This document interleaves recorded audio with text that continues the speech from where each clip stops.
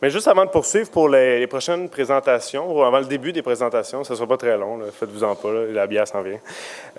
J'aimerais quand même inviter un grand partenaire, un partenaire qui existe depuis l'existence du fonds, Monsieur André Bisson, probablement que plusieurs le connaissent. Monsieur André Bisson, lui, travaille au Fonds de développement de l'ETS. Lui, son rôle, c'est vraiment de créer des liens avec les partenaires externes.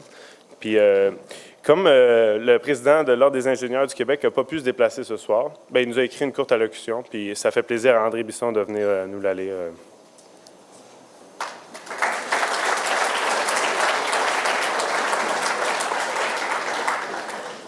Bonsoir. Bonsoir. Monsieur le directeur général, il est quitté. Monsieur le maire, chers partenaires, chers invités, membres de la communauté universitaire, mon nom est André Bisson, je suis coordonnateur des partenariats avec l'industrie au Fonds de développement de l'ETS. Ça me fait réellement plaisir d'être parmi vous ce soir à l'occasion de cette soirée reconnaissance. Pour ceux qui l'ignorent, le Fonds de développement de l'ETS est un peu la fondation de l'école. Notre objectif, c'est en fait l'avancement éducatif de nos étudiants et le développement de l'école. Ça me fait vraiment plaisir parce que sur le plan purement personnel, je suis un fervent sympathisant du développement durable. Je fais partie du comité avec Javier et j'essaie de vivre selon la pratique des 3 R. Tout le monde connaît les 3 R, j'imagine ici, hein? Donc, c'est réduction de la consommation à la source, réutilisation de chaque objet produit au maximum et en toute fin, le recyclage quand il n'y a pas d'autre chose à faire avec l'objet en question. Et surtout, ne jamais rien jeter dans les sites d'enfouissement, à moins qu'on ne peut pas faire autrement. Alors, c'est un peu comme quand je vais en camping, je fais mon site, je fais mon feu, mais le lendemain, j'essaye de laisser le site exactement comme il était avant mon passage, et donc faire en sorte que je laisse une empreinte environnementale la moins grande possible. Et ça, cette pratique-là, ça rejoint un peu le dicton qu'on entend chez les Indiens. Je pense que c'est les Hurons qui disaient que la terre ne nous appartient pas, nous appartenons à la terre. Et donc, c'est une question d'être éco-responsable, et on le voit de plus en plus dans l'industrie auprès des pratiques de l'ingénieur. Quand on parle d'empreinte environnementale et de responsabilité, ça me fait souvent penser aussi aux émissions policières à la télévision. Vous avez tous vu des CSI, là, où est-ce qu'on prend les empreintes des gens pour trouver le responsable d'un crime. Bien, en fait, nous tous, nous sommes responsables de l'état actuel de la planète qu'on partage. Et ça, cette responsabilité-là, on la partage, mais c'est aussi, quand on y pense bien, un crime envers les générations à venir. Il faut penser à ceux qui vont nous suivre.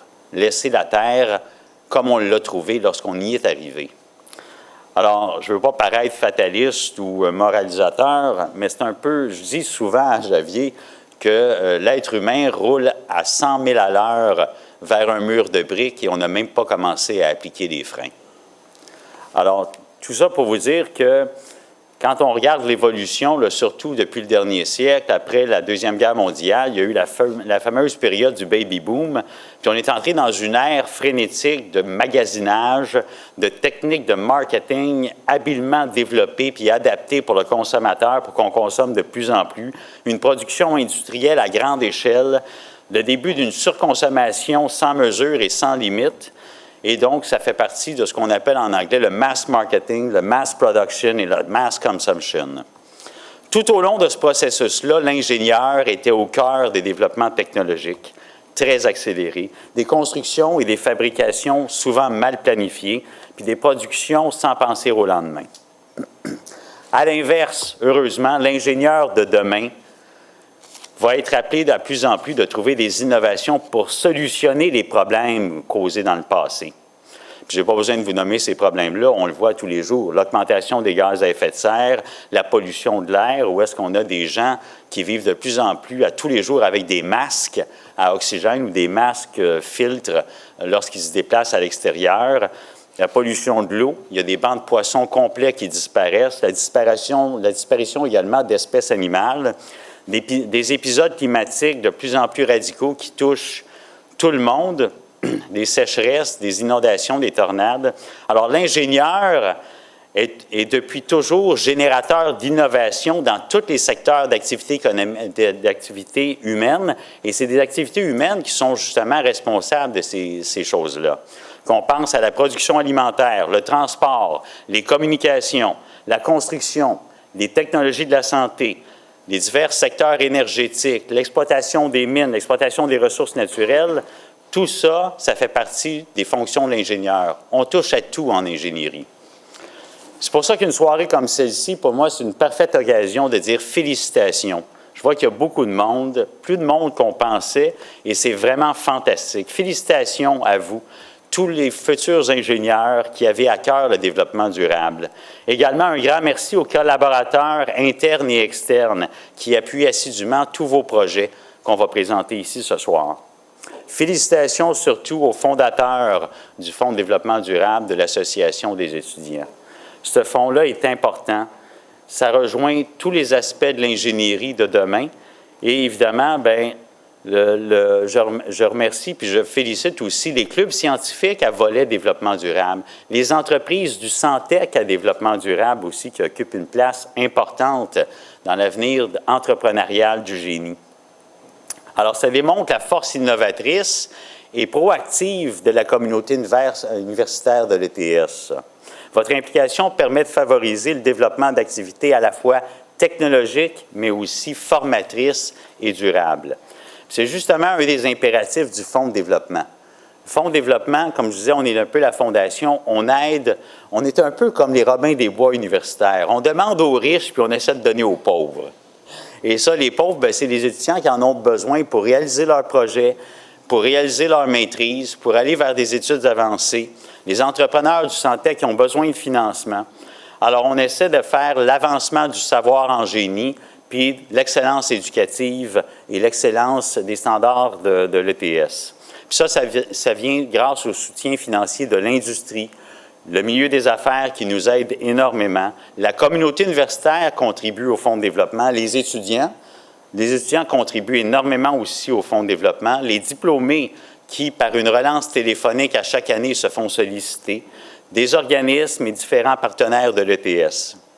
Par ailleurs, chaque année, le Fonds de développement aide les étudiants, les clubs scientifiques et les différents regroupements, dont les entreprises du Santec, dans leur démarche auprès de l'industrie. Lorsque vous allez cogner auprès de l'industrie pour vous trouver des partenaires, on vous aide, on vous appuie, on donne des conférences, on vous seconde dans vos communications. Et donc, ça fait partie de tout le développement des affaires des étudiants envers l'industrie. La plupart des experts sont unanimes, considèrent que le développement durable, le développement économique et le développement social sont maintenant étroitement liés et reposent plus que jamais sur l'innovation technologique, la performance des entreprises, tout dans le respect de l'environnement. Pour y arriver, ça prend une relève instruite, ça prend une relève innovante, ça prend une relève entreprenante.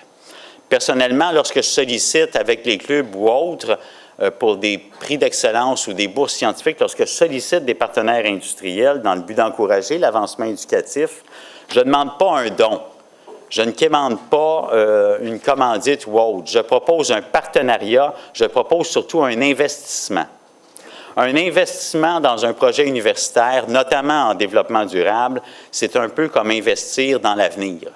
C'est investir dans une relève innovante, une relève en génie, puis c'est d'assurer aussi au Québec industriel et économique de demain des futurs innovateurs dans des domaines très diversifiés qui ont toujours le souci de la planète à cœur.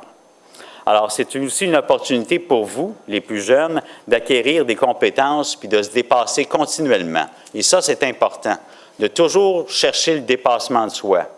Alors, il faut réaliser que pour des étudiants, pour des chercheurs universitaires, les clubs scientifiques, les regroupements, les entreprises du Santec qui se font appuyer par des démarches dans leur démarche d'innovation, ça apporte de la confiance, ça apporte le renforcement de l'estime de soi, mais ça vous permet aussi de persévérer. Puis une fois sur le marché de l'emploi, vous allez avoir cette philosophie de développement durable dans chacun de vos projets. Je parle beaucoup des entreprises du Santec depuis que j'ai pris la parole. Et j'imagine que tout le monde connaît le Santec, le Centre d'entrepreneuriat technologique de l'école. En fait, ce sont des jeunes étudiants finissants et même des diplômés qui reviennent vers l'école, qui ont des éclairs de génie, des innovations, des inventions et qui veulent faire de ces inventions-là une entreprise. Ils vont cogner à la porte du Centec, ils se font évaluer leur projet et un comité va les aider, les conseiller, savoir si c'est viable ou non. Et si c'est viable, ils deviennent des entreprises du Centec et reçoivent du parrainage, de l'appui financier, d'un encadrement pour que cette entreprise-là réussisse. Et on a des réussites. On regarde par exemple Éco-Poteau, des poteaux en biocomposite qui a été lancé récemment. Impulse, fabrication de moteurs électriques. Idénergie, c'est une hydrolienne portable qu'on peut transporter dans une petite rivière, pas plus que 2 pieds de haut de flot d'eau, et ça peut alimenter un petit chalet. Dronic, une sécheuse à linge à faible consommation d'énergie. Grand Tune, qui est, en fait, on a le président de Grand Tune, Andy, qui va prendre la parole tout à l'heure. Andy, tu es ici, tu peux-tu te lever, Andy, pour qu'on puisse t'identifier? Vous irez voir Andy. Ah, il est là? Bon. Alors, Andy, lui, a parti son entreprise. Il sollicite des compagnies qui ont des flottes de camions, des vieux camions périmés, qui ont 200, 300 000 km au compteur. Les moteurs sont complètement finis. Il prend les moteurs, il les enlève, puis il met un moteur électrique avec un système de transmission révolutionnaire. Alors, ça, c'est un bon investissement pour l'industrie. Ça, c'est des projets qui valent la peine d'être appuyés et c'est pour ça que le Fonds de développement aide ces projets-là, tout comme les clubs scientifiques à volet développement durable.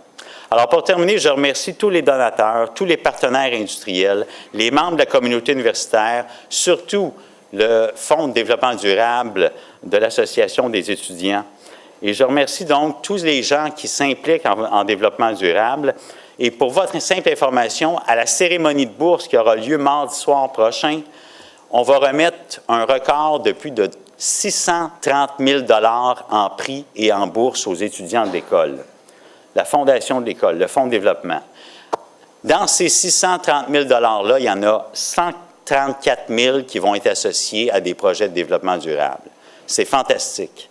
Et ça, c'est l'industrie, la communauté universitaire, les étudiants, c'est tout le monde qui a mis l'épaule à la roue.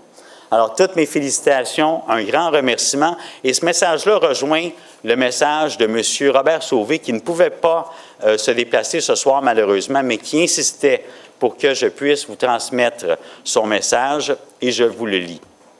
Chers confrères, chères consoeurs, mesdames, messieurs, j'aurais aimé être parmi vous ce soir, mais malheureusement, je suis pris dans une rencontre des présidents des ordres professionnels du Québec.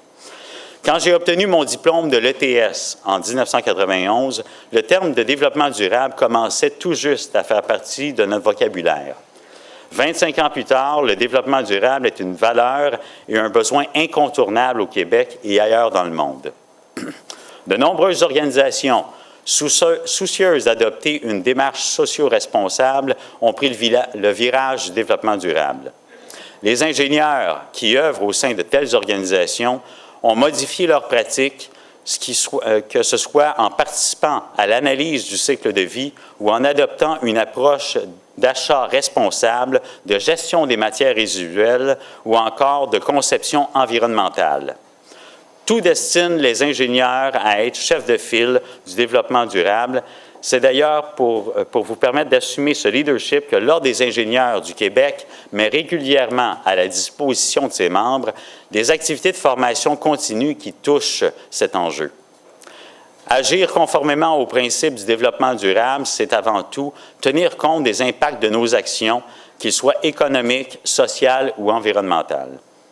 Le développement durable s'inscrit donc dans une continuité du Code d'éthique et déontologique des ingénieurs qui dicte de prendre en considération les considérations de notre travail en environnement et sur la vie. Au nom des 61 000 membres de l'Ordre des ingénieurs du Québec, je félicite chaleureusement les étudiants et les professeurs, tous les partenaires qui se sont impliqués dans les projets qui sont présentés ce soir. Félicitations également aux instigateurs et à ceux qui continuent de soutenir les activités du Fonds de développement durable de l'Association des étudiants de l'ETS. Vos activités font preuve que l'ingénierie durable n'est pas un vague idéal, mais une approche dont l'application a une portée est à la portée de main et de nous. Merci et bonne soirée. Alors, on rejoint nos pensées. Et juste un scoop comme ça, je viens de recevoir, juste en sortant du bureau, je viens de recevoir le journal Les Affaires qui va être diffusé le 21 mars, dans 2 jours. Et la première page, c'est « L'entrepreneuriat social, c'est parti ». Évidemment, l'entrepreneuriat environnemental en fait partie, bien entendu. Alors, félicitations à tous et continuez le bon travail. Merci et bonsoir.